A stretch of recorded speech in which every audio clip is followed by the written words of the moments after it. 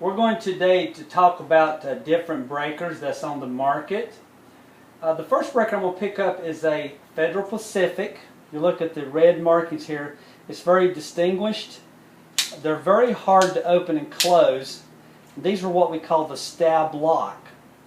And actually Federal Pacific had a class action lawsuit against it about 1988. So right now you can no longer find them. Sometimes you can find them in places like Ace Hardware. Most of the time you have to go online. And these things are worth about $2 an amp. So really this breaker, if you had to use it, is worth about $80 to $100. Here is this is what we call a fat Federal Pacific breaker, double pole. This is a thin Federal Pacific breaker, double pole. It's also have different type stab locks if you look.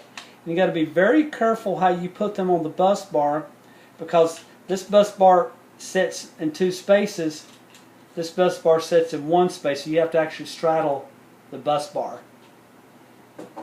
Here is a single pole Federal Pacific breaker. This particular one has to be 20. But listen to how hard this is to open and close.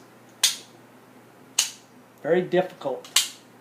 That's the reason they had to go off the market, because they would not trip. The house would catch on fire. Here's a fat single pole breaker, Federal Pacific. See the stab lock? This one actually sounds pretty good. I would use this one. Here's the difference. Thin and fat. So that was another drawback with Federal Pacific. They have the thin and the fat. Moving along here, we're going to talk about Cutler hammer next. This is a tan Cutler hammer, double pole. The footprint is such. They work pretty well. The thing you got to remember about Cutler hammer, there's the tan and there's the black Cutler hammer, and the footprint is entirely different. So when your technicians go out in the field, or your electricians go out in the field, you want to say, I have a Cutler hammer. You ask the question, is it a tan or is it a black handle one? And that way you'll know which breakers to buy. This next one is a General Electric breaker, double pole. There's the footprint. Here is the thin General Electric. If you look at the stab locks, they're pretty close in size, but one's horizontal and one's vertical stab. The thin one is what I say is the horizontal, and the vertical is the fat one.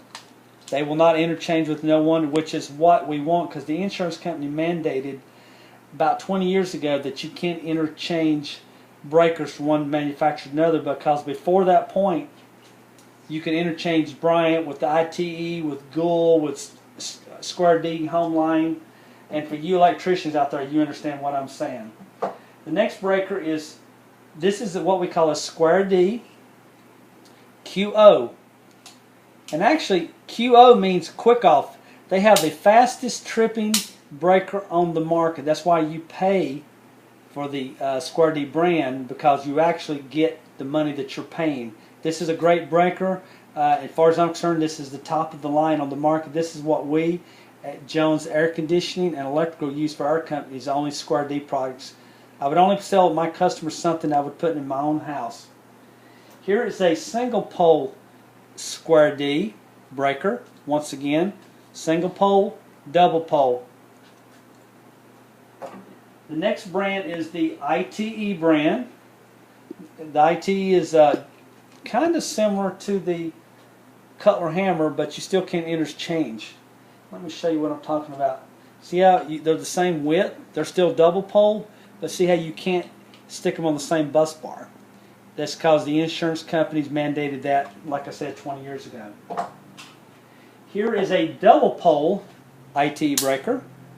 This particular one's 15 amp. Same type footprint. It's just single pole. The next is a Bryant breaker. This is a Bryant double pole. I don't have my other breakers, and I'll do another video later, but the thing I like about Bryant, as an electrician and as a good technician, you see the red, you know it's 20. The greens are 30. You understand when you start seeing blues or 40s, and when you see these different colors in the panel box, the technician knows which one's which. Once again, this is a double pole. This is an old breaker, is what this is. I pulled out of somebody's. See the footprint? The footprints are the same, so yes, you could interchange these breakers if you wanted to, but you're not supposed to.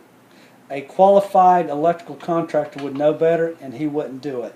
That's why it's always important to use licensed contractors in your business. Homeowners, use licensed contractors. This is a Zinsco breaker. See how wild the bus bar is on this? Then this is actually a double pole Zinsco breaker. Zinsco is another company that went out of business. I'm not aware of a lawsuit against those people, but they're not really a great breaker, and you cannot buy these breakers hardly anywhere except in aftermarket, and they're very expensive. I highly recommend, if you have anything that looks like this, call your local electrical contractor and have them to replace the system. Okay, and last and least, this is a three-phase.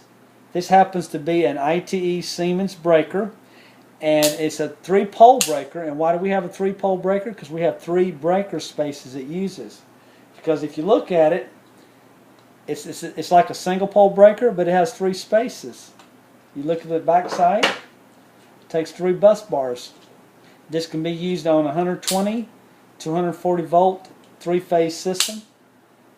And that's it. So folks, if you need any questions, you have any problems, you don't hesitate to call us. Go online to jonesairconditioning.com. Please give us a call at 239-596-5855 or visit our website, jonesairconditioning.com.